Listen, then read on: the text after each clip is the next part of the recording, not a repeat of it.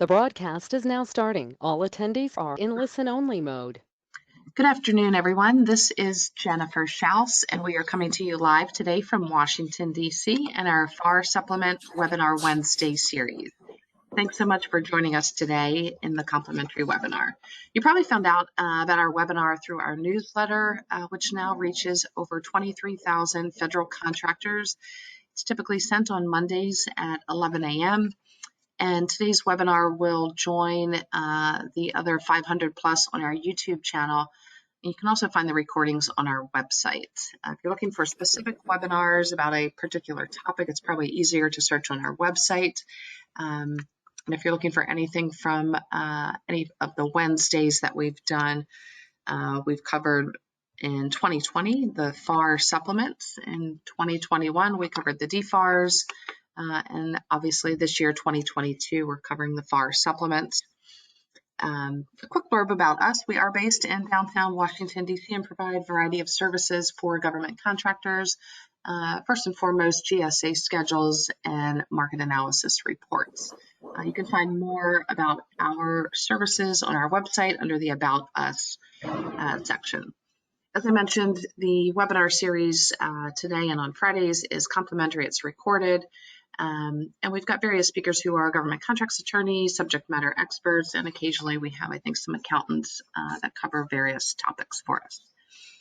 We want to bring your attention to our next, well, it's been about 2 years since we've had a networking event, but we are back at the Kennedy Center.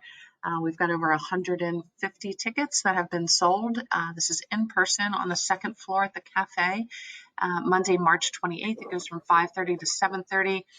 From the government side, we have Department of Homeland Security Small Business Office, and we're waiting on approval from the State Department. We've got other sponsors and vendors who will be there, hopefully about 200 government contractors participating. If you want to sign up as an attendee, a sponsor, or in any other format, there is a link there at the bottom of the screen. The event is also on our website under the section called Events, and you can just click on the link to register and purchase a ticket. Ticket prices will go up on Friday. But here's a look at the schedule for the Webinar Wednesday series. Again, these are all the FAR supplements today. As you can see on the far left-hand side, we're about a third through the season with Transportation Command, and we'll end at the end of August with the VA.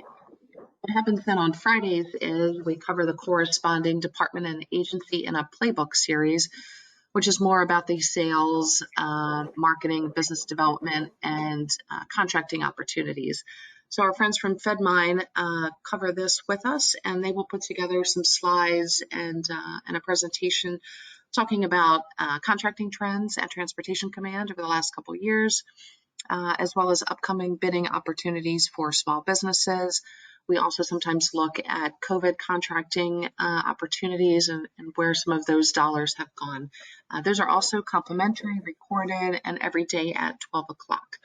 And again, there we'll finish at the end of August with the VA. So in 2 days on Friday, we're covering again Transportation Command, which corresponds to today's webinar. Okay, we want to thank our sponsors, the Virginia PTAC, who will also be over at the Kennedy Center on Monday, the 28th with us.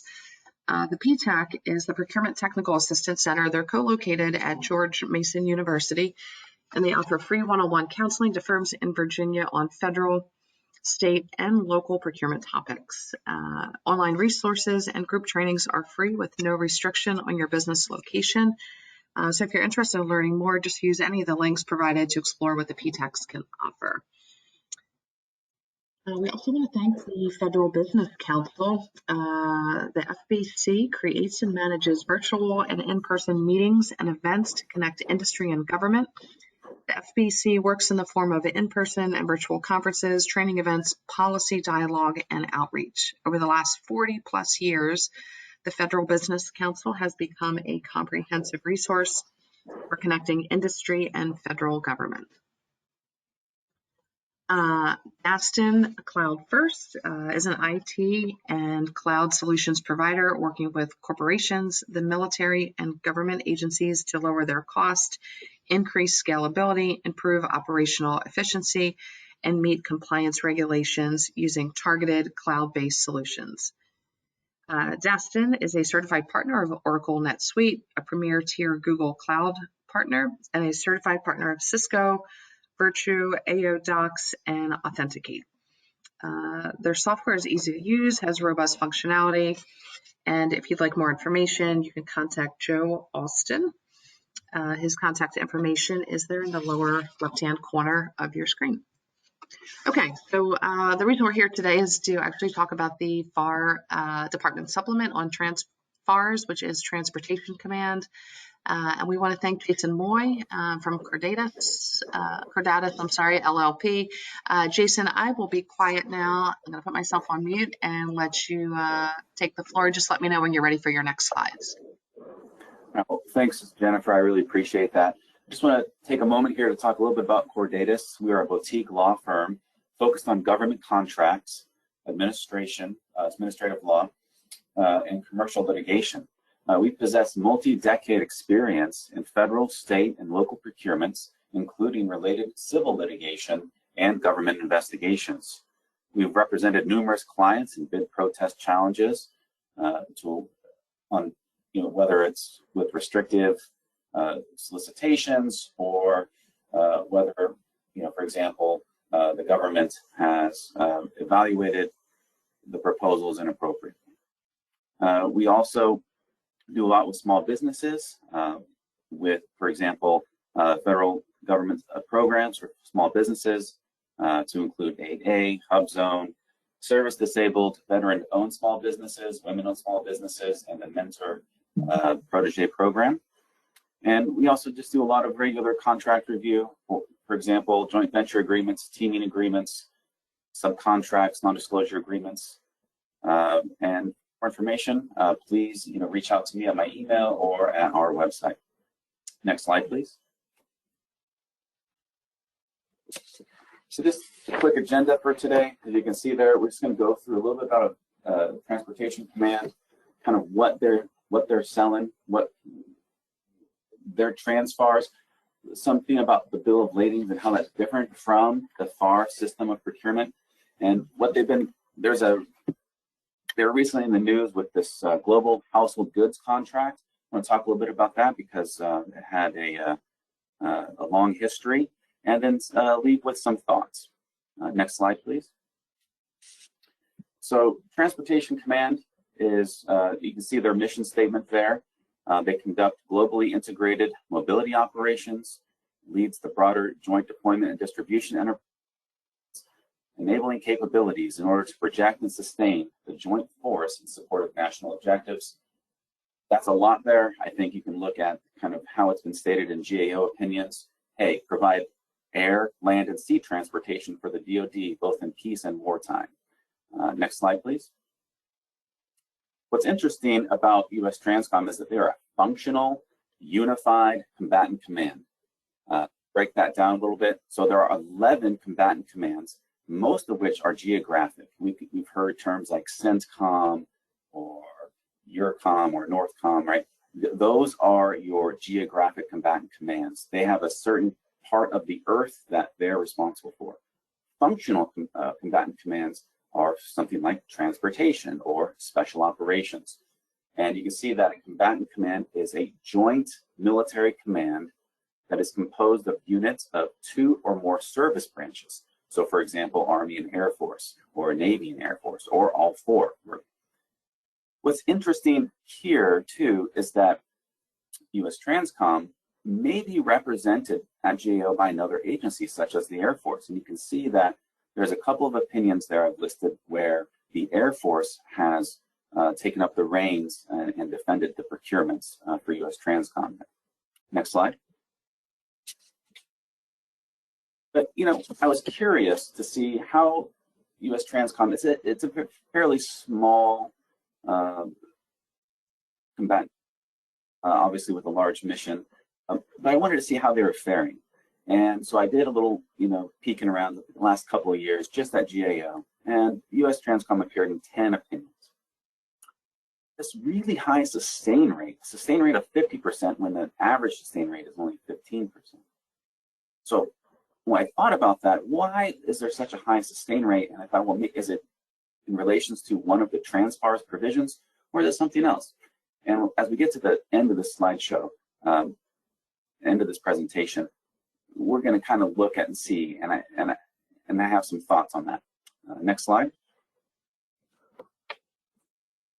This is, just going to go a little bit about what U.S. Transcom buys. Next slide. You do lots of business, as you might imagine. Most of it is in transportation, and most of that is in passenger air travel, right? So they're spending a lot moving military and individuals and equipment all over the world. You can see that on the Transcom website, you can see kind of more details of the awards that they're given. Next slide. I also have a couple of programs I think that are worth mentioning here. One is the Civil Reserve Air Fleet, or CRAF, and they have the Voluntary Intermodal Sealift Agreement, or VISA. Now, CRAF is a program where United States flagged air carriers voluntarily agree to provide standby commitments to support mobilization. And as an incentive, if you're part of this CRAF program, you can then participate in contracts that satisfy DoD's peacetime airlift requirements. And the VISA program is very similar, except that it applies to U.S. flagged water carriers. And you can see that this was discussed in an opinion at the Armed Services Board of Contract Appeals. You can also learn more about this on U.S. Transcom site. Next slide. Let's get into the meat here, right? The TransFARS. Next slide. TransFARS is very short. That's one thing you're going to notice. It's not like the DFARS. It's not so large that it's almost consuming, almost larger than the FAR itself. It's a very small portion, and like with all of these supplements, it's a supplement to the FAR and the DFAR, so it nests within the FAR and DFAR. It applies to all U.S. Transcom contracting officers that have contract authority from U.S. Transcom, as you might imagine. And one thing they have a policy that they don't, and instructions that they don't make public. I actually emailed Transcom's point of contact about getting a copy of this.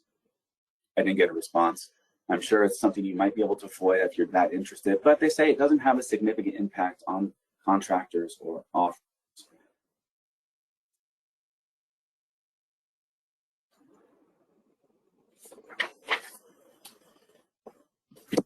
You go through, you'll see that U.S. Transcom is assigned to Chapter 55 of Title 48 of the FAR. Go to Title 48, of the Code for Federal Regulations. You'll notice that there is actually no Chapter 55. And I think this is because the TransFAR is quite small. And the only place I found it is on the acquisition.gov website.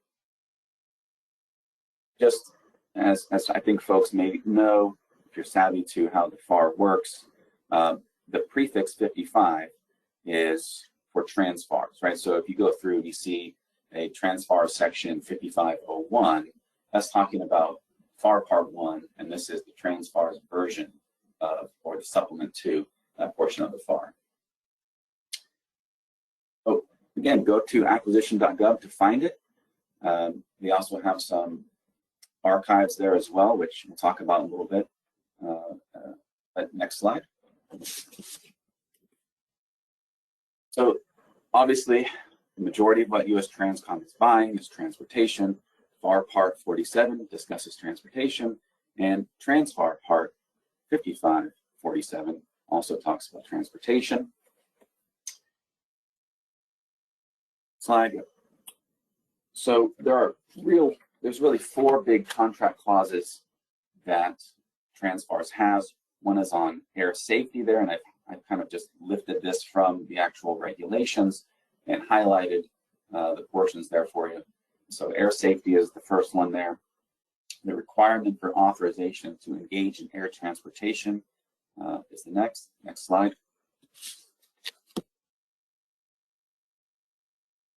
The other kind of two here are the contractor's failure to provide service and the requirement for the Civil Reserve Air Fleet participation and to be in good standing.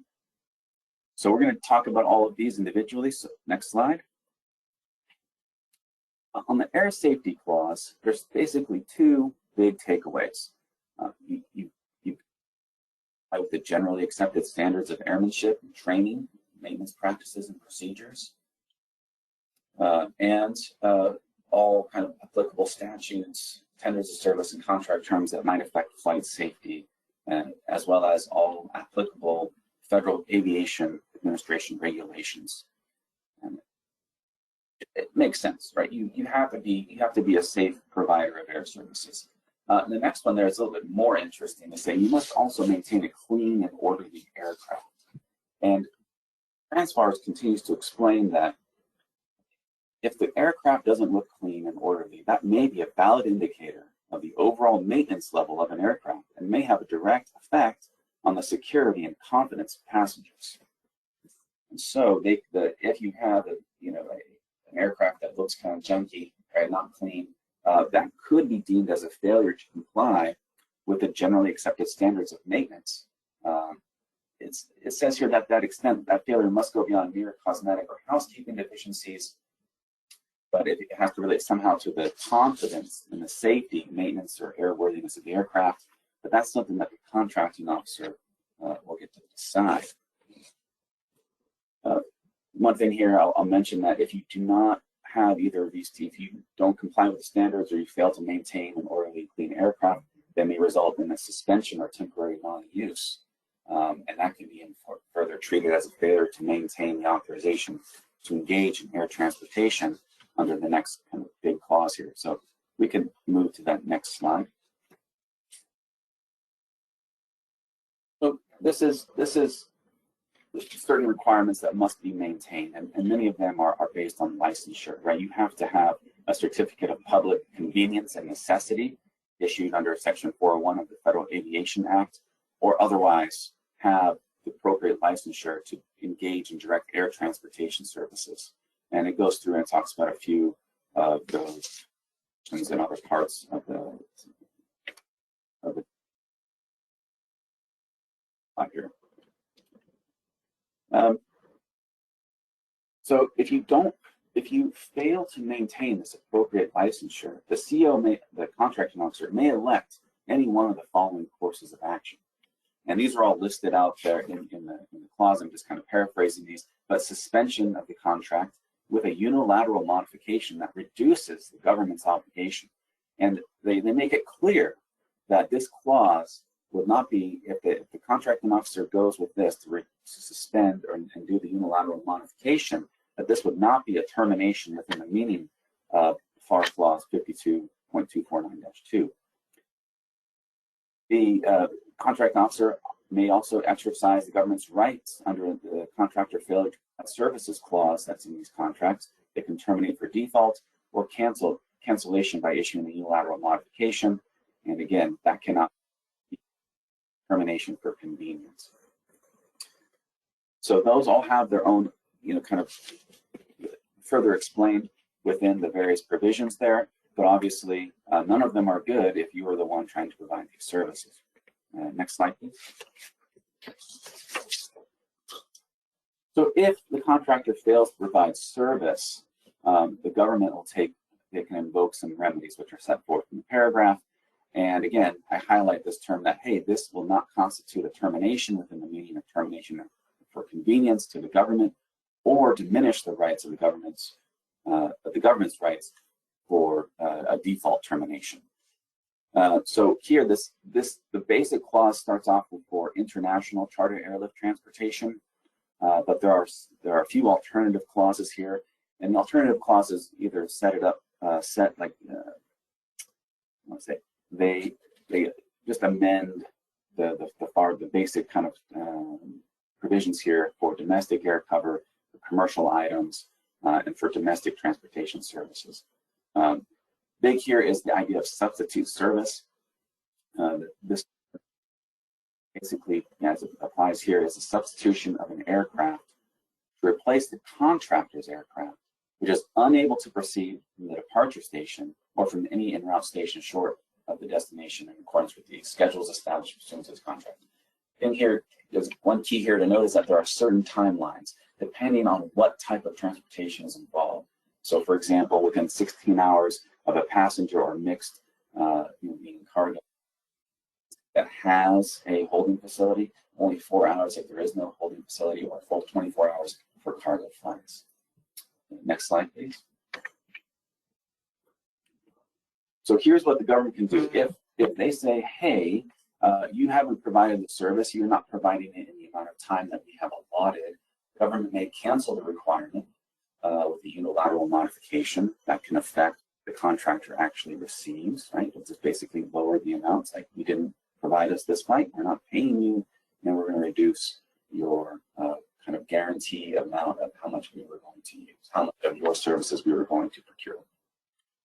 The substitute service within additional time the contracting officer may allow, and then the contractor would be responsible for all costs involved in the transportation through the aircraft, meaning that the contractor still gets what they get under the contract, but if they have to pay more to get this substitute service, then they're liable for that cost.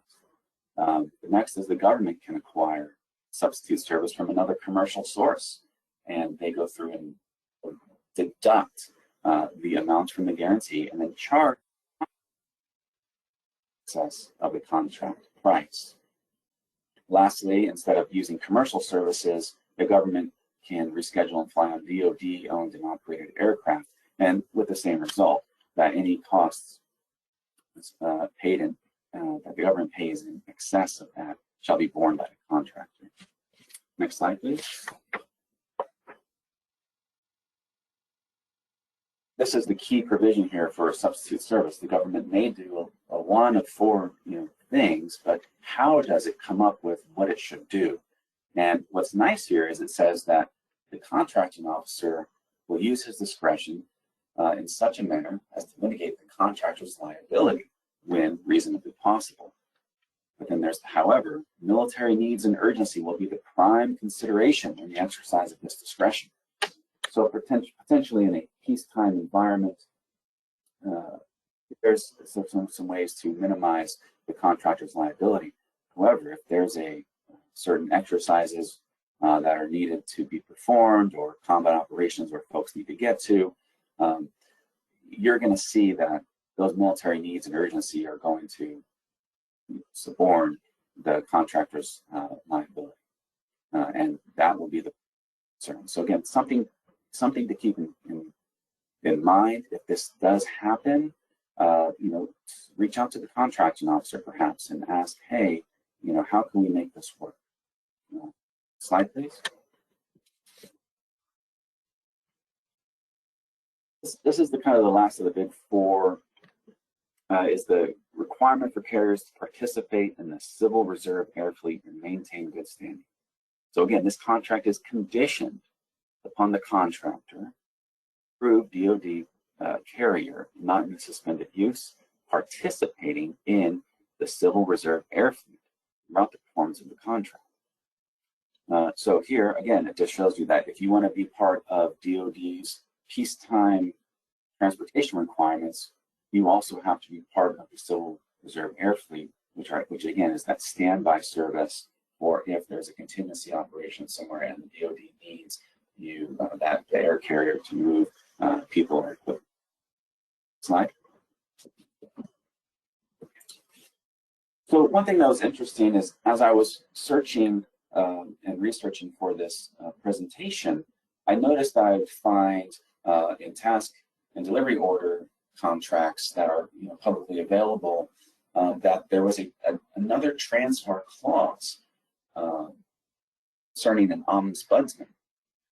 But this clause is not on the if you go to acquisition.gov and pull the most recent US Transcom Transbar supplement, you won't find this clause there. You will find it in some of the archives that are.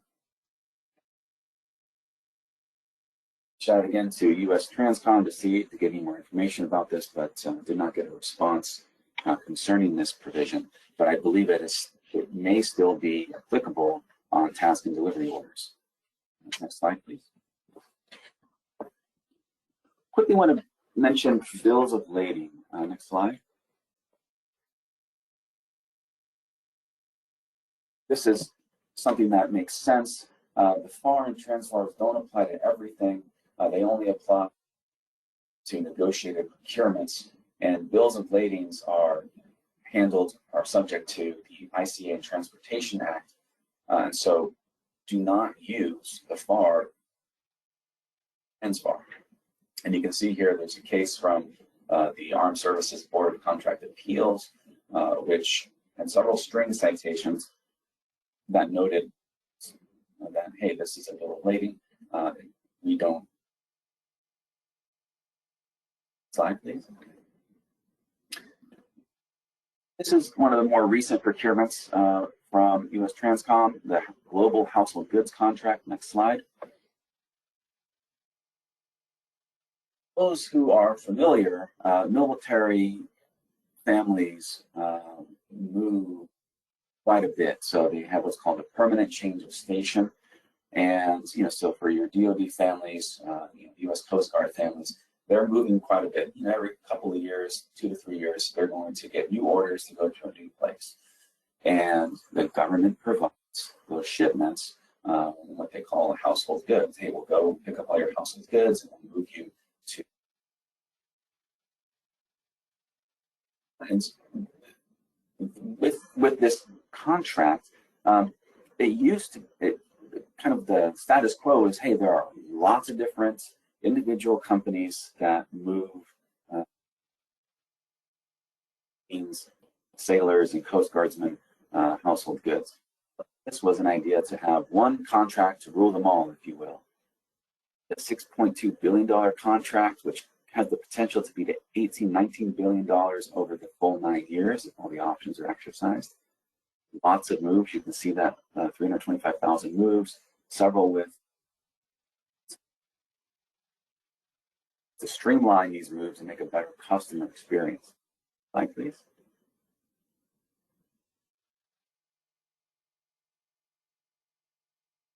So when this contract first hit, American Roll-On/Roll-Off Carrier Group, or ARC, won the contract.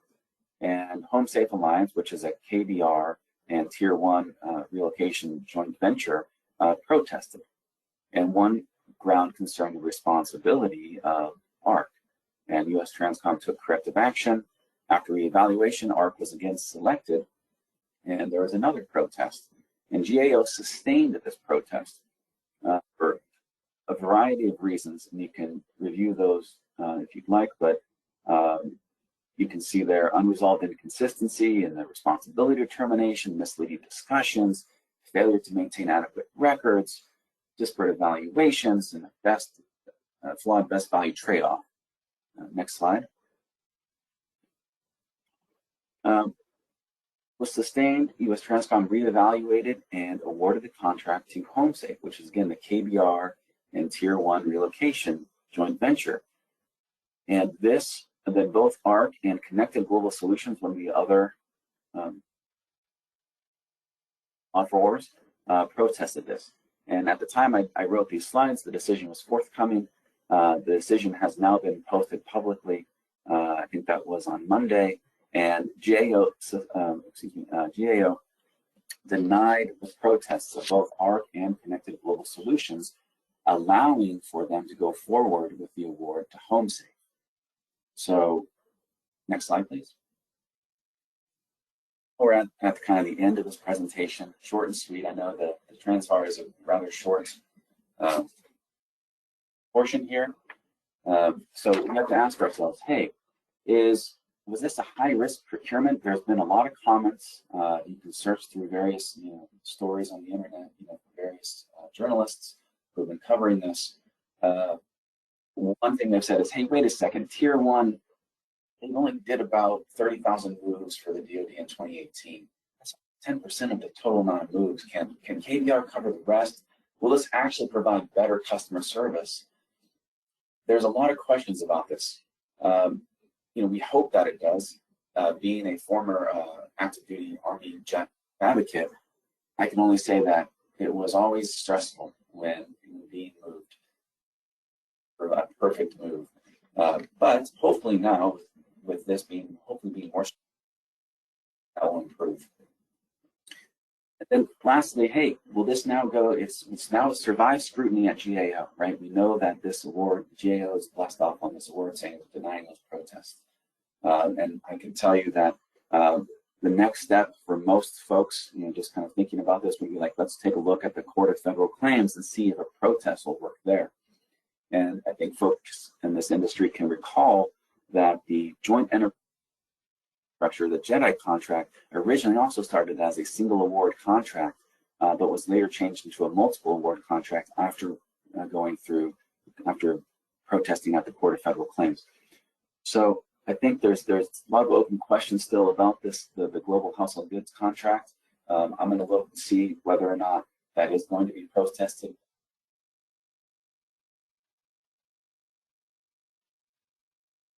So as we started this presentation, I mentioned earlier, hey, there was this high sustain rate at the GAO or U.S. Transcom. What's going on here? Now, if you remove the household goods contract from the mix, the sustain rate definitely goes down. But it really doesn't appear to be due to a transfer clause. Rather, it's due to standard procurement law. If you go back to the sustained protests, a lot of them are dealing with kind of, hey, making sure and the agencies are doing what they need to do in order to, just kind of draw regular standard procurement law to something out of the transfer. And I think that's interesting to note here. I think that given what U.S. Transcom does is in the transfer is fairly straightforward. When you're talking about air travel, you want to make sure you're safe. I want to make sure people feel comfortable, make sure that you have the appropriate ensure and that you kind of fly on time, right? And that makes sense. It doesn't seem to be too controversial. But yeah, I think that's kind of how I look at it.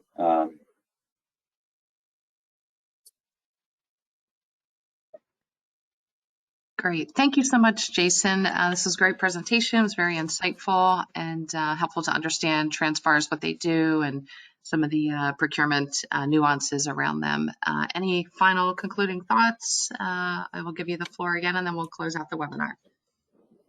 Well, I just wanted to say thanks, Jennifer, for letting me talk about this. I do appreciate that.